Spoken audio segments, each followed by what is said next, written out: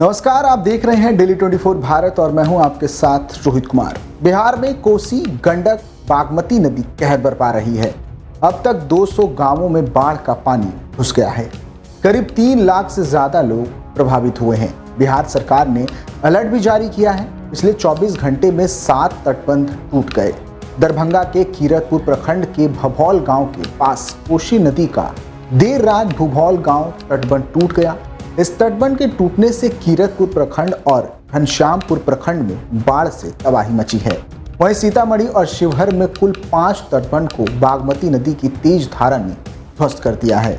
पश्चिम चंपारण के बगहा में तटबंध टूट गया। इस कारण बगहा के कार्यपालक अभियंता निशिकांत कुमार को निलंबित कर दिया गया है। अधिकारियों ने कहा कि बीरपुर और वाल्मीकि नगर बैराजों से पानी छोड़े जाने के बाद नदी का अतिरिक्त पानी पश्चिम और पूर्वी चंपारण, गोपालगंज, अररिया, सुपौल, कटिहार, पूर्णिया और कई अन्य जिलों के निचले इलाकों में प्रवेश कर चुका है। पश्चिमी और पूर्वी चंपारण, सीतामढ़ी, शिवहर, मुजफ्फरपुर, गोपालगंज, सिवान, सारण, वैशाली, पटना, जहानाबाद, मधुबनी और भोजपुर जिलों में भारी बारिश होने की संभावना भी है। इन जिलों में कम से कम मध्यम बाढ़ का खतरा है। पश्चिमी चंपारण के गौनाहा प्रखंड के कई गांवों में बाढ़ का पानी पहले से ही घुस चुका है।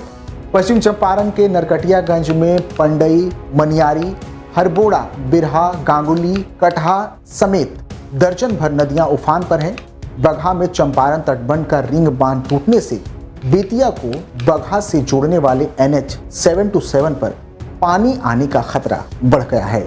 उधर अगर नेपाल की बात करें तो मध्य नेपाल के बड़े हिस्से जलमग्न हो चुके हैं और देश के कई हिस्सों में अचानक बाढ़ आ गई है। पुलिस के अनुसार काठमांडू घाटी में बारिश से संबंधित घटनाओं के कारण अब तक 43 लोगों की जान जा चुकी है।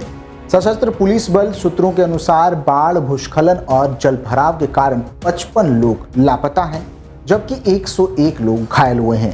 भूस्खलन के कारण शनिवार से ही राष्ट्रीय राजमार्ग अवरुद्ध है और सैकड़ों लोग विभिन्न राजमार्गों पर फंसे हुए हैं। कम से कम 332 मकान और 16 पुल क्षतिग्रस्त हो गए हैं। लोगों को बचाने के लिए 20,000 से अधिक सुरक्षा कर्मियों को तैनात किया गया है। उन्होंने आगे बताया कि करीब 3,626 लोगों को सुरक्षित स्थानों पर पहुंचाया जा चुका है।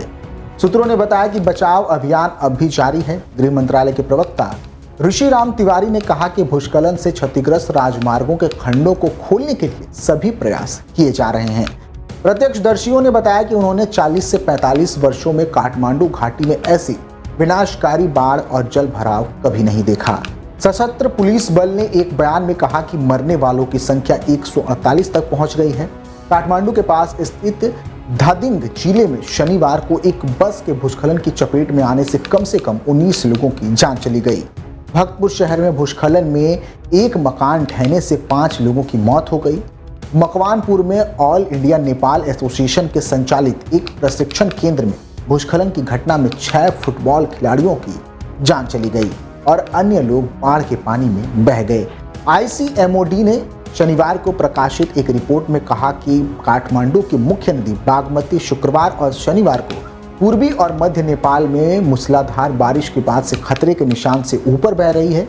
इसमें कहा गया है कि बंगाल की खाड़ी के ऊपर हवा के कम दबाव की स्थिति और मानसून के कारण शनिवार को असाधारण रूप से मूसलाधार बारिश हुई। वैज्ञानिकों का कहना है कि जलवायु परिवर्तन के कारण पूरे एशिया में बारिश की मात्रा और समय में बदलाव आ रहा है। इस खास रिपोर्ट में फिलहाल के लिए इतना ही। आप देखते रहिए डेली 24 भारत। नमस्कार।